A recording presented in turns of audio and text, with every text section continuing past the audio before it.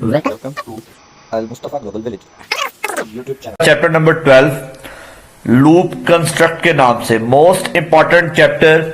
इस चैप्टर में से भी लॉन्ग क्वेश्चन आता है, शॉर्ट क्वेश्चन भी, एमसीक्यूज भी आते हैं, लेकिन याद रखिएगा इस चैप्टर से जो लॉन्ग क्वेश्चन आता है वो प्रोग्राम वाला होता है।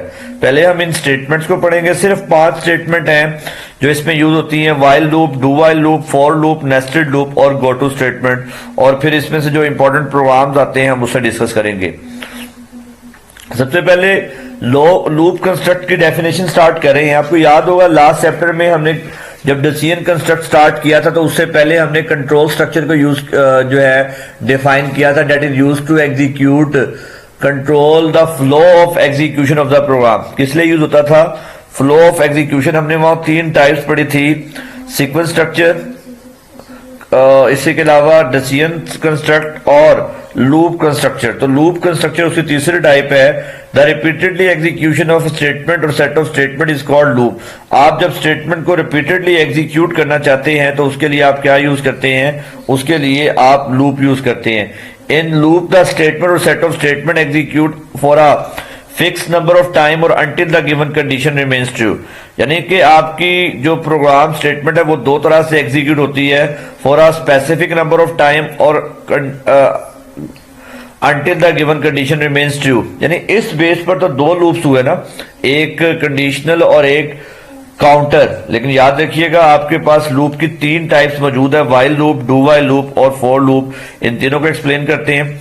While is a conditional loop, यानी जैसे ही कंडीशनल लूप का नाम आया तो आप समझ गए it is used to execute a statement और set of statement repeatedly until the given condition remains true. While loop जब तक कंडीशन ट्रू रहती है। देखिए मैं एग्जांपल देता हूं, कंडीशनल लूप और काउंटर लूप में फर्क क्या है। काउंटर लूप में खास नंबर ऑफ टाइम तक हम स्टेटमेंट को एग्जीक्यूट करते हैं, हमें पहले से पता होता है कि स्टेटमेंट इतनी दफा एग्जीक्यूट होंगी। जबकि कंडीशनल लूप में हम कंडीशन लगा देते हैं, जब तक वो कंडीशन ट्रू रहती है आपकी स्टेटमेंट एग्जीक्यूट होती रहती है, हमें पहले से पता नहीं होता। मैं इसकी एग्जांपल देता होता हूं, एडमिशन फॉर्म में एडमिशन के दिनों में एक काम रिपीटेडली हो रहा होता है, फॉर्म सबमिट हो रही हैं। अब मैंने काउंटर लूप किया जी, मैंने अपने एडमिशन ऑफिसर को कहा भाई आज आपने 100 फॉर्म सबमिट करने हैं। वो 1 से स्टार्ट होगा और जब तक 100 फॉर्म सबमिट नहीं होते वो फॉर्म सबमिट करता रहेगा। जैसे ही 100 फॉर्म सबमिट हो गए वो स्टॉप कर देगा, 101 फॉर्म सबमिट नहीं करेगा। लेकिन कंडीशन लूप में क्या है, मैं उसे नहीं बताता कि आज तुमने कितने फॉर्म सबमिट करने हैं, मैं कंडीशन लगा देता हूं when time less than equal to 5 PM form submit करो। जब तक टाइम जो है 5 बजे से नहीं बजते तब तक फॉर्म सबमिट करते रहो। अब हो सकता है एक फॉर्म भी जमा ना हो, पहला फॉर्म ही 5 बजे के बाद आए, या जो है जितने भी फॉर्म हमें पहले से नहीं पता होगा वो हर दफा कंडीशन चेक करने का और फिर उसे एग्जीक्यूट करेगा। तो व्हाइल जो कंडीशनल लूप है वो कंडीशन के ट्रू होने तक स्टेटमेंट को एग्जीक्यूट करेगा। ये देखें इसका सिंटैक्स लिखा हुआ है, व्हाइल कंडीशन, जब तक वो कंडीशन ट्रू रहेगी ये स्टेटमेंट एग्जीक्यूट होती रहेंगी। जैसे ही कंडीशन फॉल्स होगी वो स्टेटमेंट एग्जीक्यूट करने के बजाय उससे बाहर आ जाएगा। ये देखें जी इसका फ्लो चार्ट, टेस्ट एक्सप्रेशन अगर ट्रू है वो बॉडी ऑफ व्हाइल लूप के पास जा रहा है और वापस कंडीशन के पास आ रहा है। जब तक ये ट्रू रहेगी तब तक वो बार बार बॉडी के पास जाता रहेगा और फिर कंडीशन फिर ट्रू है फिर बॉडी। लेकिन जब वो फॉल्स होगी तो वो स्टेटमेंट जस्ट बिलो व्हाइल यानी व्हाइल के बाहर आ जाएगा। ये इसका पहला प्रोग्राम है। आपने 10 दफा मैसेज डिस्प्ले करवाना है स्वीट मदीना पाक। आप स्टार्ट करें program #include stdio.h #include conayo.h void main। आप कंडीशन जिस पे लगानी है वो वेरिएबल डिक्लेयर किया, वो स्टार्ट में 1 है, while i less than equal to 10 वो क्या प्रिंट करे, स्वीट मदीना पाक। और \n यूज किया, ये एस्केप सीक्वेंस है जो हर दफा नेक्स्ट लाइन पे लेके जाएगा। और i equal to i+1 increment operator है, जब कंडीशन लगाएंगे जब तक हम इंक्रीज नहीं करते वो आपकी स्टेटमेंट को फुलफिल नहीं करेगा। और जैसे ही i11 होगा वो उससे बाहर आ जाएगा।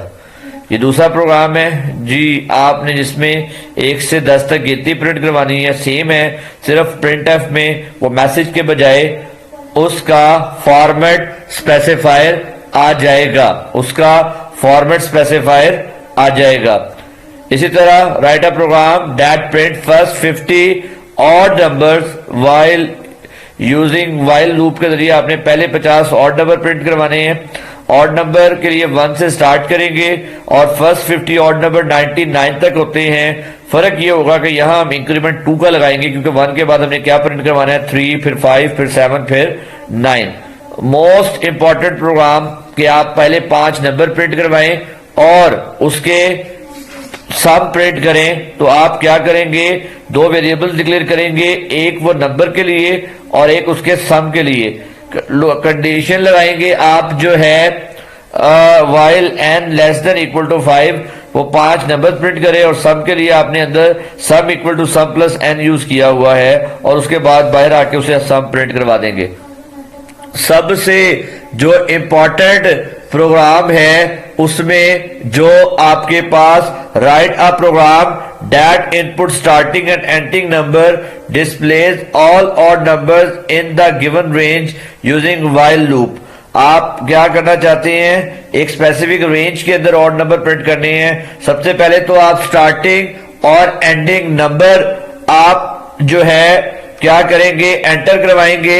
एंटर करवाने के बाद आप उसे क्या करेंगे, आप कंडीशन लगाएंगे जब तक वो number less than equal to n है वो कंडीशन ट्रू करता रहे, उसके बाद वो एग्जीक्यूट करता रहेगा, अदरवाइज वो उसे स्टॉप कर देगा।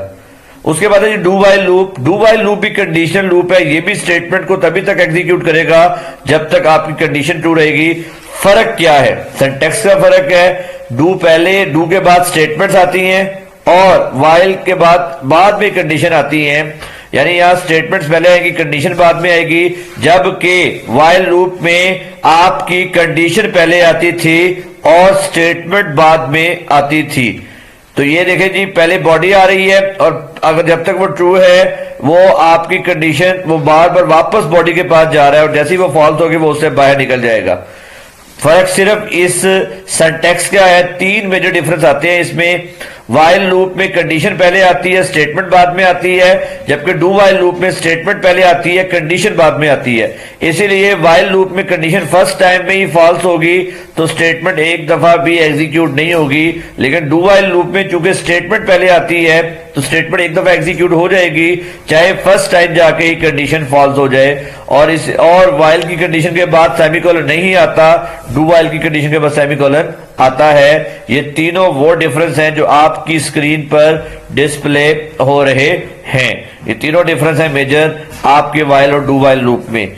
उसके बाद जी नेक्स्ट आपके पास प्रोग्राम है, मोस्ट इंपॉर्टेंट प्रोग्राम। बहुत ज्यादा चांस होते हैं कि टेबल प्रिंट करने वाला प्रोग्राम और फैक्टोरियल प्रिंट करने वाला प्रोग्राम आपका आ जाए। Write a program that input a number and print the table of given number using do while loop. Hash include stdio.h hash include .io.h। ये हेडर फाइल आपने ऐड की pre processor directive के जरिए, void main function लिखा। अब 3 variable हम यहां use कर रहे हैं, int, t, x और r। आपने 3 वेरिएबल int टाइप के डिक्लेयर कर दिए। टी वो टेबल नंबर जिसका आपने टेबल प्रिंट करवाना है, एक्स आपका वो वेरिएबल है जो वेरी करेगा 1 से 10 तक जाएगा और आर में हम रिजल्ट रख रहे हैं। सबसे पहले तो आप क्या करेंगे, सबसे पहले आप क्या कर रहे हैं, सबसे पहले आप नंबर इनपुट कर रहे हैं स्कैनफ के जरिए, फिर x इक्वल टू 1 आपने वेरिएबल जो है इनिशियलाइज किया, do r equal to t into x, ये रिजल्ट आप रख लिया। और आपने चूंकि integer value multiply integer value equal to integer value print करनी है। पहली इंटीजर वैल्यू क्या है आपके t, दूसरी क्या है x और तीसरी क्या है आपके पास r। x equal to x plus 1 आपने कंडीशन इंक्रीमेंट ऑपरेटर यूज किया और फिर कंडीशन लगाई। कंडीशन कब तक चलेगी, जब तक आपका x जो है लेस देन इक्वल टू 10 है।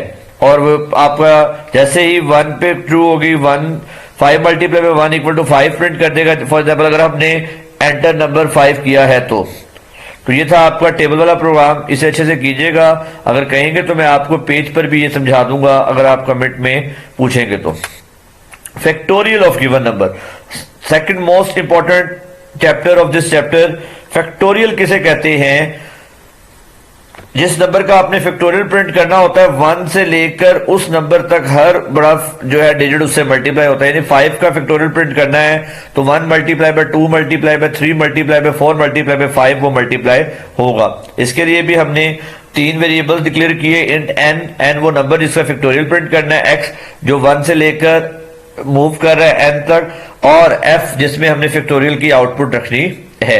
सबसे पहले तो नंबर आपने इनपुट करवा लिया, एक्स और एफ दोनों 1 लिए, f equal to f into x का मतलब क्या है, देखें दोनों चीजें 1 है, 1 इंटू 1 1, फिर एक्स 2 हो जाएगा, 1 इंटू 2 एफ में 2 आ जाएगा, फिर एक्स 3 होगा, 3 2 इंटू 3, इस तरह ये प्रोग्राम चलता रहेगा। और एट द एंड जो एफ में आउटपुट आएगी वो हम वाइल के बाद आके उसे कंडीशन के बाद आके प्रिंट करवा देंगे। ये भी आपका इंपॉर्टेंट प्रोग्राम है, इसे देख लीजिएगा। फॉर लूप क्या होता है? For is keyword of C language, is use to as a loop statement, it is use to execute a statement और set of statement repeatedly for a specific number of time. ये counter loop है basically, ये खास number of time तक statement को execute करता है। ये सारा सिंटैक्स एक ही लाइन में होता है, इनिशियलाइजेशन भी, कंडीशन भी, और इंक्रीमेंट और डिक्रीमेंट भी। ये इसका फ्लो चार्ट है, और वही सेम प्रोग्राम हमने फॉर लूप के जरिए भी परफॉर्म किए हुए हैं। ये आप परफॉर्म कीजिएगा, कोई क्वेश्चन हो तो यही टेबल वाला प्रोग्राम जो भी हमने बनाया वही आपका फैक्टोरियल वाला प्रोग्राम। अगर देखें वो आपको प्रोग्राम में स्पेसिफाई कर दे कि ये प्रोग्राम इस लूप से बनाएं, फिर लाजिम हो जाता है कि आप वो प्रोग्राम उसी लूप से बनाएं। अगर उसने ये मेंशन नहीं किया फिर आपकी मर्जी है, आप जिस मर्जी लूप से बनाएं। नेस्टेड लूप क्या होता है? जैसे आपने नेस्टेड इफ पढ़ा था, इफ विद इन इफ, यही बिल्कुल loop with in a loop, that is called nested loop, चाहे वो वाइल हो चाहे वो आपका फॉर लूप हो। इस तरह के प्रोग्राम जो है वो नेस्टेड लूप के जरिए बनाए जाते हैं। तो इससे आप अच्छे से कीजिएगा, कोई क्वेश्चन हो तो आप पूछिएगा, हम इसे एक्सप्लेन कर देंगे। लास्ट टॉपिक इस चैप्टर का go to statement, that is used to transfer flow of control to named label. Control transfer करता है एक नेम लेबल तक, उसके गो टू लेबल यानी वो स्टेटमेंट स्किप करेगा और उस लेबल तक जो है आपकी स्टेटमेंट को ले जाएगा। उम्मीद है ये चीजें आपको समझ आई होंगी। कोई क्वेश्चन हुआ तो इसे पूछिएगा, मजीद एक्सप्लेन कर लेंगे। तैयारी करें, बड़ा आसान चीजें हैं।